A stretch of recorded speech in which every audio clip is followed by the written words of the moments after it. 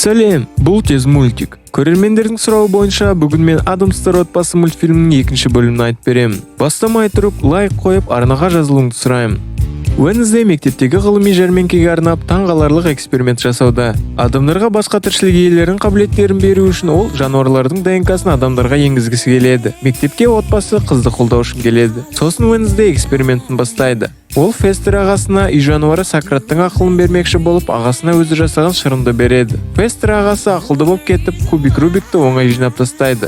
Гомес бен Мартиша қуанып сүйіседі. Оқушылар марапаттауды күтуде. Уэнсдей мен жеңдім деп ойлайды, бірақ оларға барлығы жеңгенін айтады. Бұған Уэнсдей разы емес. Адамдар тарай бастағанда Сайрус деген ғалым келіп, оған зерттеулерімен бөлісуді сұрайды. Уэнсдей оған бұның отбасылық құпия екенін айтады. Осы сәтте вулкан атылып, Пакслидің басына түседі. Фестер ағасы су шашып жібергеннен су тоқтарға тиіп быт-шыт болады. Сол арада Жоп қызын мақтан тұтып билеуде. Кейінірек Уэнсдей вуду кукласы мен бауыры Пакслидің мойнын бұрайды. Сол кезде Фестер ағасы келіп, өзі жазған пикап кітабын ұсынып, жақсы балақай деп жастықпен ұрып кетеді. Өйткені әжесі оларды кешкі асқа шақырды. Кешкі үстінде олар Уэнсдейдің тамақ ішкісі келмейтін жазған хатын оқиды. Бұл үшінші рет қайталанғандықтан Гомес саяхатқа шығып отбасын біріктіруді шешеді. Сөйтіп олар жолға дайындалып жатқанда Мустелла есімді заңгер келеді. Мустелла Калифорниядағы жұп перзентханада қыздарын ауыстырып алған айтады. Яғни Уэнсдей олардың қызымыз. Оған олар қарқылдап күледі.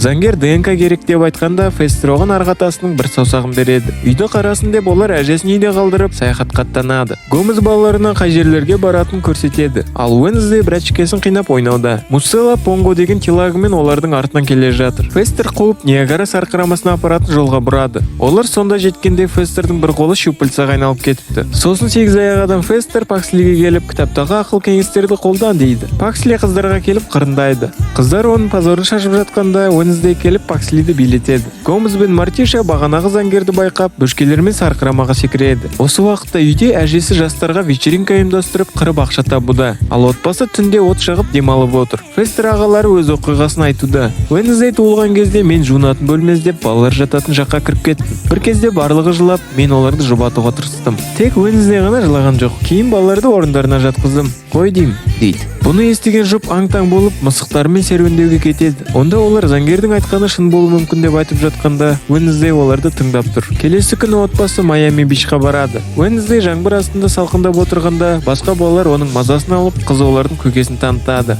Сосын Уэнсдей құмнан гильотина жасап, бауырына прикол ұстайды. Мартиша мен Гомес болса загар алып рахаттанып жатыр. Ал Фестер шомылып жүргендердің барлығын акула костюмымен қорқытады. Сол кезде олардың шашы ұзын ит деген бауыры келеді. Кейін олар саяхаттарын жалғастырады. Бір кезде олардың артынан Мустелла мен Понго аңдып жақындайды. Ларч жұдырығымен бір ұрғаннан олар жиналып тұрған тезекке, яғни малдың боғына соғылады. Кейін отбасы музыкалық конкурс өтіп жатқан жерге кіріп, Уэнсдей соған жазады. Уэнсдей бұған ашулы. Киім ауыстыратын бөлмеде оған қара торы қыз келіп, сенің қандай талантың бар деп сұрағанда, ол оның ойын оқып шошытады. Сосын олар сахнаға шығып өнер көрсете бастайды. Бір кезде Мустелла келгенде оны танымайды әрине. Алайда Уэнсдейдің басқасының бәріне краска төгілгенде заңгер оны таниды. Гомес адамдарға оны талант іздейтін продюсер екенін айтқанда, адамдар оған жармасады. Отбасы қашып кетеді. Уэнсдей әкесіне сол адамның кім екенін сұрайды. Әкесі шындығын айтпай, сатушы дей салады. Саяхат жалғасып, отбасы Гранд Каньонда тоқтайды. Сол кезде Фестер өзін біртүрлі сезініп, ұятай болып бір қара сұйықтық ағады. Жуынатын бөлмеге барғанда оның денесі өзгерістерге ұшырап, екінші қолы шүпілса болып кетеді. Сосын ұшақ келіп, шашы ұзын бауыры кетеді. Мартиша сол кезде қызына ұрпақтан ұрпаққа беріліп келатқан алқа береді.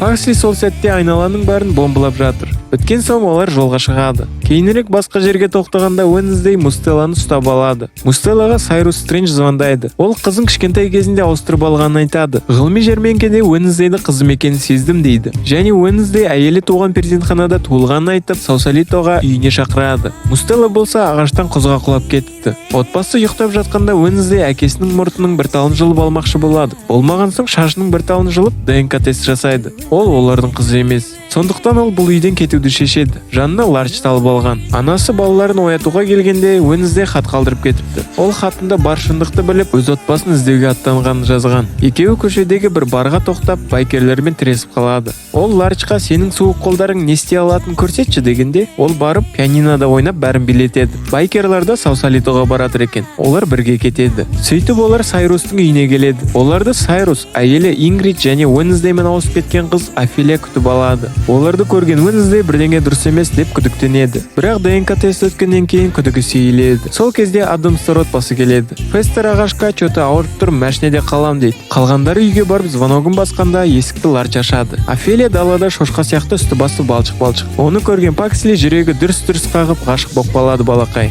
Үйге кіргенде Гомес бен Мартиша Уэнсдей мен Сайрустың бірге түскен суреттерін байқайды. Офелия Пакслиді бөлмесіне шақырып, тәтті жеп жатқанда шошқаға айналып кетеді. Пакслидің көзі банкі болып кеткен. Мартиша әлі де Уэнсдейдің қыздар емес екеніне сенбейді және Сайрусты алдады деп ойлайды. Бір кезде Паксли Ингрид және Офелиямен келіп, бұлардың адам емес екенін айтады. Осы кезде Сайрус кеп, бұл адамдардың генін енгізген жануарлар екенін айтады. Бірақ эксперименті сәтсіз болғандықтан олар арасында қайтадан жануар болып кетеді. Демек ол өтірік ДНК тест арқылы Уэнсдейді алдап, одан эксперименттің құпиясын біліп алғысы келген. Бұны білген Гомес қылышын сермеп бара жатқанда Сайрус ұйықтататын газ жібереді. Кейін ол Уэнсдей оның экспериментіндегі қателіктерін түзеген зертханаға келеді. Сосын ол жаңа формуламен экспериментті Адамстар отбасына жасап көргісі келеді. Өзінің отбасы мүшелерін көрген Уэнсдей Сайрус жайында қателескенін түсінеді. Паксли машина әйнекті бомбамен жарып шыққысы келіп еді, бірақ өзі жарылды. Жасыл сұйықтық көтеріле бастағанда Уэнсдей қарсы шығып, Ларчқа шабуыл дейді. Сайрустың да Понгосы бар ғой. Бірақ олар бір жындыханада жатқан достары болып шығады. Понго мен Ларч Сайрустан доп жасап футбол ойнай бастайды. Сосын ол отбасыға ұшып барып, оларды босатып, өзін құбыжыққа айналады. Сайрус оларға тиісейін деп жатқанда Фестераға сегізаяқ келіп, жекпе-жек ММА басталады. Бір кезде Офелия Пакслиді құтқарып, өзі жасыл сұйықтыққа құлайды. Фестер Сайрусты суға тартып, әйнек жарылып, екеуі сыртқа құлайды. Бірақ Фестер сегізаяқ Человек-паук боп өрмелеп шығады. Бірақ ол өлейін деп жатыр. Уэнсдей анасынан бағанағы алқада не бар екен сұрағанда, ол біздің қанымыз дейді. Уэнсдей оны Фестер ағасына береді. Ол қайтадан адамға айналды, бірақ оянбайды. Болды, өлді дегенде ол төбелесті жеңдім деп қуанып оянады. Жасыл сұйықтықтың арқасында Офелия адам болады. Уэнсдей ата-анасынан кешірім сұрап, үйге қайтайықшы дейді. Үйге келгенде олар тусаватсыз жүрген әжесін көреді. Әжесі ақтала бастағанда отбасы бәрі дұрыс дейді. Шашы ұзын бауырлары Снуп Дог ит келіп концерт қояды. ДНК-ның теріс шыққанын түсінбеген Уэнсдей әкесінің шашы парик екенін біледі. Гомес саяхаттың отбасын жақындастыруға көмектескеніне риза. Енді ол келесі демалысында бүкіл әлемді шарлағысы келеді. Егер видео ұнаса, лайк қойып комментарий жазыңдар. Не ұнады, не ұнамады дегендей. Және де қандай мультик қалайтындарыңды. Видеоларды жіберіп алмау үшін арнаға жазылып колокольчикқа бас.